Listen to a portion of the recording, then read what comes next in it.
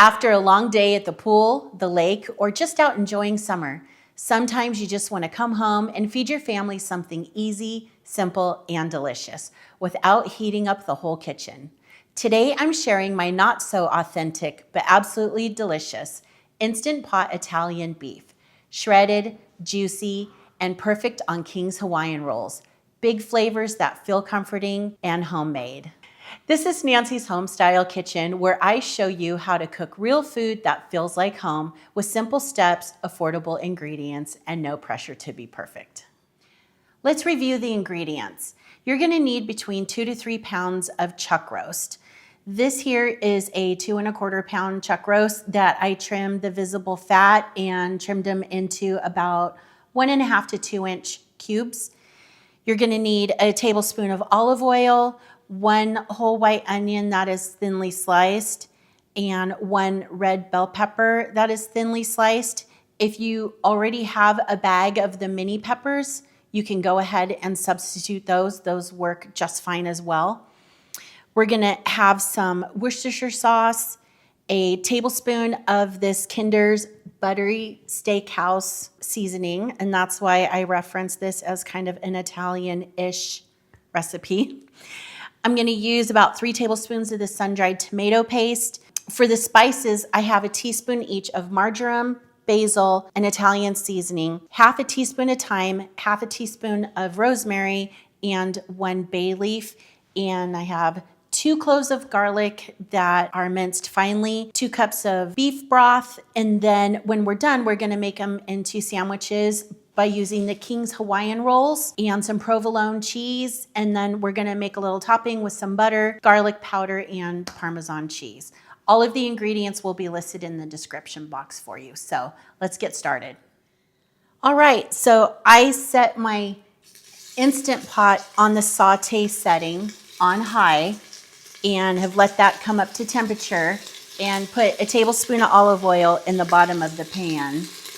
So it's probably gonna beep here any second letting you know it's ready, but I started seeing it getting a little smoky, so I know the oil is hot and we're ready to sear these pieces of meat. Okay, so I'm just gonna put about half in there and season it with some salt and some pepper. Now this is getting splattery, so I have a little screen. Let me find it.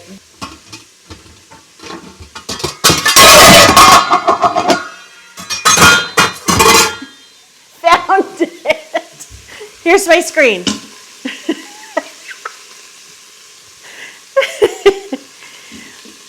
No, I don't like stuff making a mess. So this is actually a screen off one of my all-clad frying pans.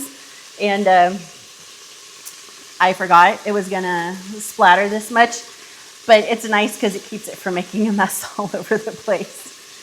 So we're just gonna let this cook for about a minute or 2 on each side. I have another bowl here. I'll transfer these pieces into here and then I'll cook the rest. And when they're all browned, we'll come back and we'll keep cooking. Okay, it's been a couple minutes and I have done all of these pieces kind of just on 2 sides. You just want to just kind of sear it where you get some of that seared beef flavor and it makes a little seared beef coating on the bottom of your pan because that is where a ton of flavor is going to be.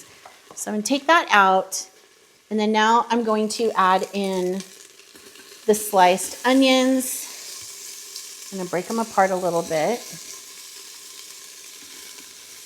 And the peppers, and we're going to saute, it's still on the saute setting, so we're just going to keep sauteing these.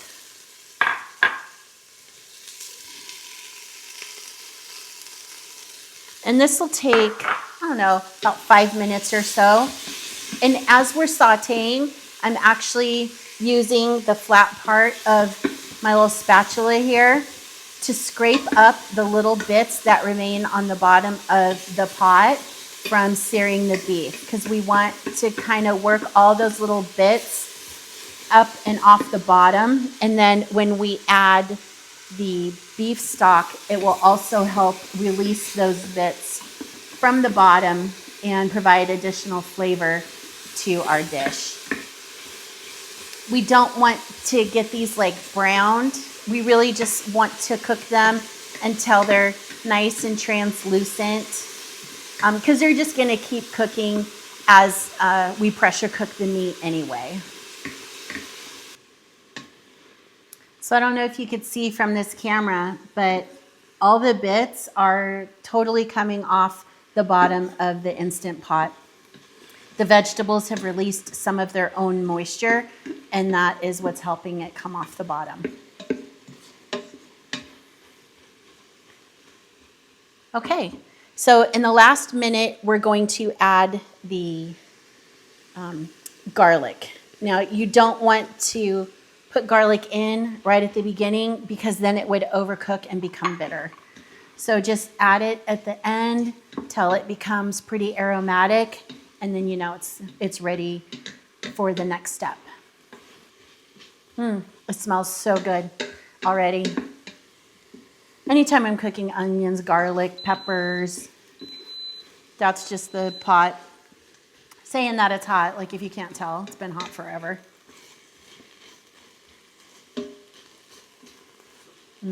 Okay. Now let's add our stock. So 2 cups of beef broth or beef stock. If you have bone broth, you could use that too. And I don't really have to scrape much anymore because, as I showed you just a minute ago, all of those bits came off the bottom. And then now you could either use 3 tablespoons of tomato paste. I have this sun-dried tomato paste, and I really like that. And to me, it seems a little more Italian. So I'm just going to do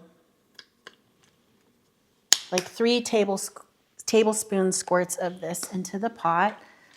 That'll give it a nice tomato flavor. That's all dissolved. So to that, a tablespoon of, now someone told me how to pronounce this on one of my comments. I think they said it's pronounced Worcestershire sauce. I've always said Worcestershire sauce, and that's how I was corrected. It's just one of those. I think everybody pronounces it different. But I'd like to pronounce it correctly, so I'm going to go with Worcestershire. Hope that's right. Now, this seasoning, this buttery steakhouse, was just one that was in my pantry, and I thought, let's add it. So I don't know what tempted me to, other than it looks really good and flavorful, but it actually works really nicely in this recipe. Then I have the teaspoon of marjoram, basil, Italian seasoning, half a teaspoon of thyme, half a teaspoon of rosemary. So I'm going to add those in. And 1 bay leaf. So when I was telling you that I had made this recipe up and then I had a hard time remembering what I actually put in it, is because I don't know if you've seen my video where I went through my spice organization, but I have a drawer right behind me here that I have all my spices. And when I was initially making this, I was just kind of looking through and going, ooh, basil sounds good. Ooh, marjoram. Ooh, let's add some Italian seasoning. So having that spice drawer with everything laid out like that, this is one of those recipes where it totally came in handy and gave me some inspiration to try spices that I don't tend to cook with a lot. But because it was so accessible, I just grabbed it and threw it in. And then after we ate it, and I was like, dang, that's really good. What did I do? I had to go back in and revisit it and figure it out. But it was really fun. Okay, all we have left to do is add all the meat. I don't know if you can hear it boiling, but it is hot. And then we want to push the meat down into the broth, kind of pull some of the vegetables over it. If it's not all under there, don't worry about it. It's going to be fine. Okay, now all we have left to do is pressure cook it. So let me move this over here. I'm gonna hit cancel. So for our lid, make sure your seal is seated correctly, and we're gonna put the lid on. And I'm gonna make sure it is set to seal. And then I'm gonna come up here and hit pressure. And I'm gonna go over to the beef setting for an hour. Select it, it's on high, and hit start. We're gonna just let this sit and pressure cook for an hour. So this is why this is really good for those hot summer nights or a quick weeknight dinner where you can just put it on, go help the kids with homework or do whatever, and come back an hour later and you have this really tender beef. So we'll give it an hour, and when that's up, we'll come back and I'll show you what it looks like.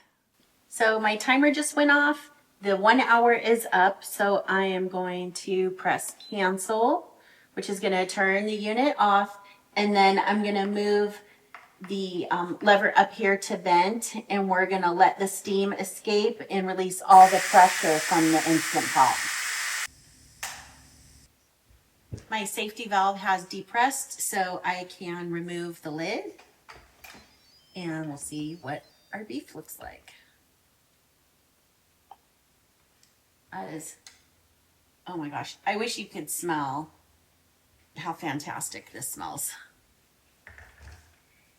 But I think every cook says that, right? We need smell-o-vision. It's true. So what I'm gonna do is take out all the peppers, onions, and beef. I'm just kind of draining it. I have a slotted spoon, and I'm gonna put it all into this bowl. Good Lord. Do you hear that in there? It is like sizzling. I don't know if you guys can hear this on the camera, but it sounds like it's sizzling in here. It's definitely hot. So I'm trying to get out as much of all of the meat and as much of the onions and peppers that I can. And I'm keeping my eye out for that bay leaf. I haven't seen it yet, but we want to be sure to remove that as well. Okay, so all of the meat and as much of the vegetables I have in this pot or this bowl. So now just take 2 forks, and with the chuck roast, this is why I like using chuck roast. It's a little pricier than other cuts of beef, but it shreds just so beautifully and tender. There's the bay leaf. Okay, I thought I saw it there. I'm just gonna set it back in here for right now. So once we get this shredded, you have some options. So you can just let it sit here in the juices, toast up some quick hoagie rolls, just melt some butter in a frying pan, open the hoagie rolls and put them face down in the butter and grill them kind of like you would a grilled cheese sandwich, and just pile this right on the sandwich and eat it like that. If it's not too hot outside and you don't mind turning on the oven for just a little bit, what I'm going to do, I have my oven preheating to 350 degrees, and I'm actually going to put these on the King's Hawaiian rolls with some provolone and just bake it for a total of like 15 minutes. So I'm not really putting the oven on for that long, but this is definitely a recipe you don't have to put back in the oven if you don't want to. So, okay, the meat is all nice and shredded. I have the veg still in here, which is going to give it that extra flavor. And let's go ahead and assemble our sandwiches. That juice, if you strained it and you wanted to make these kind of like a French dip, but an Italian version of a French dip, that would be really good as well. Okay, so here is just the whole entire container of King's Hawaiian rolls. I just took a knife and sliced them in half. So I will put the meat on the rolls. Don't want so much juice in there because I don't want this bread to get soggy. And essentially what we're making here is it's going to turn into little Italian beef sliders.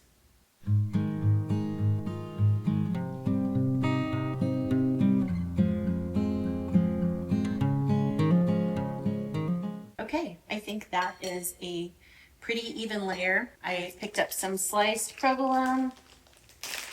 You could use mozzarella, but I like provolone on sandwiches like this. So just put a layer of provolone. It looks like it's going to take just 6 slices.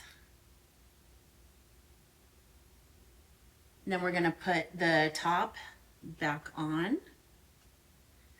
And I have melted that cube of butter and put the teaspoon of garlic powder in here. So I just want to, as evenly as I can, coat all of the bread.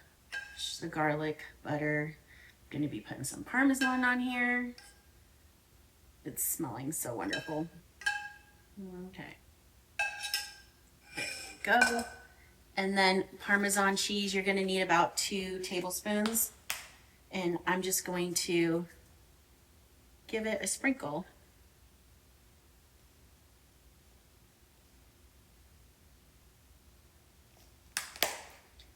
Okay, cover it with foil, put it in the oven, bake it for 10 minutes. Take the foil off, bake it for another 10 minutes, and take it out, and we'll be ready to sample it. Okay, guys, you may have noticed we had a little bit of an audio issue and we lost part of the last bit of the audio. So I reset. We had actually cut this apart to take our thumbnail picture. But I got it back here and we're going to pick up right where I left off. And that is the taste test. So here is one of the corners. And look at that beef. You can see the bits of peppers. We have some Parmesan on the top. Okay, let's get in there and take a taste.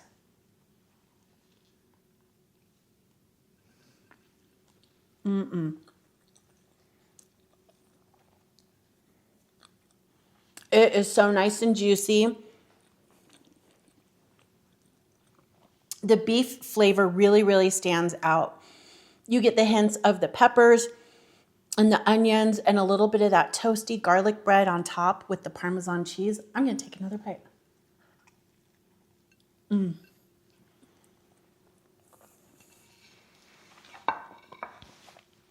If I'm going in for 2 bites on camera, you know it's good.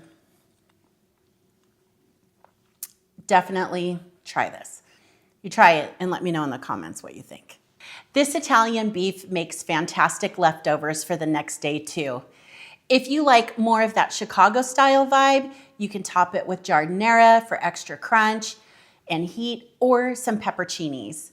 These sandwiches go perfectly with a cold beer on a hot day. My macaroni salad recipe makes a great side dish, though the only Italian part is the pasta. If you've got some value or inspiration from this, hit that like button and consider subscribing.